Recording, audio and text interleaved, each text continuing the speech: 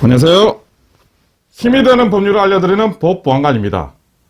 지난달 초등학교 5학년생인 A양이 자신의 가족에 대해 험담을 했다는 이유로 친구 B양을 흉기로 수차례 찔러 살해한 사건이 발생하여 정말 많은 국민에게 충격을 주었는데요.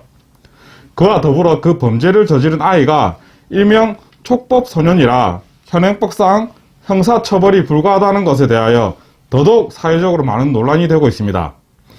따라서 오늘은 각 연령에 따른 형사처벌의 기준에 대하여 정확하게 한번 알아보겠습니다. 일반적으로 우리나라에서 미성년자라고 하면 민법상 만 19세 미만을 말합니다.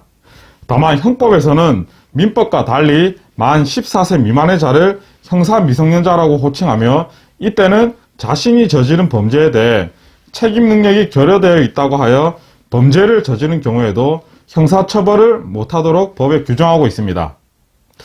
자, 그럼 만 14세 미만의 자가 범죄를 저질렀다면 다음부터 그러지 마라 하면서 바로 집으로 보내주는 걸까요? 아닙니다. 위에서 말씀드린 형법 규정과는 별개로 우선적으로 적용되는 특별법인 소년법에서는 만 10세 이상에서 만 19세 미만의 비행 청소년에 대해 보호 처분을 할 수 있다고 규정하고 있습니다. 이 보호 처분의 경우에는 범죄의 경중이나 재범 유무 등에 따라 가정법원이나 지방법원 소년부에서 1호에서 10호까지 구분하여 처분할 수 있는데요. 가령 만 10세 이상에서 만 14세 미만이라도 범죄를 저질렀다면 인신이 구속되는 소년원에 송치되거나 보호 관찰을 받을 수 있습니다. 그리고 만약 만 14세 이상에서 만 19세 미만의 경우에는 앞서 말씀드린 형사 미성년자가 아니므로 실질적으로 형법상 형벌이 그대로 적용되어 살인을 하게 되면 형법상 살인죄로 처벌을 받습니다.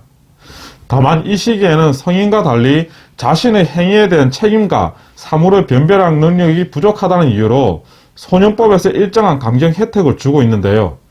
가령 살인과 같은 매우 중한 범죄를 저질러 법정 최고형인 사형 또는 무기징역이 나왔을 경우에는 15년의 유기징역으로 경감하도록 하고 있고 2년 이상의 유기형에 해당하는 죄를 범한 경우에는 장기와 단기를 정하여 행형 성적에 따라 집행을 종료시킬 수 있도록 하고 있습니다.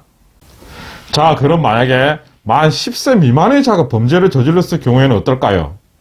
지난 2019년 6월 대구에서 있었던 내용인데요.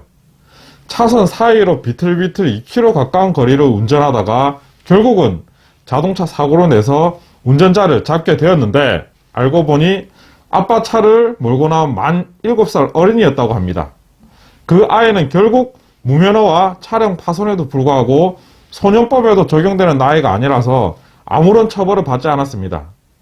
다만 형사와는 별개로 그 어린이의 보호자는 그 차량 사고로 인하여 발생된 여러가지 책임에 대한 민사상 손해를 배상해야만 했다고 하네요. 자, 오늘 주제에 대한 내용은 여기까지입니다. 영상이 도움되셨다면 구독과 좋아요 꼭 부탁드리겠습니다. 감사합니다.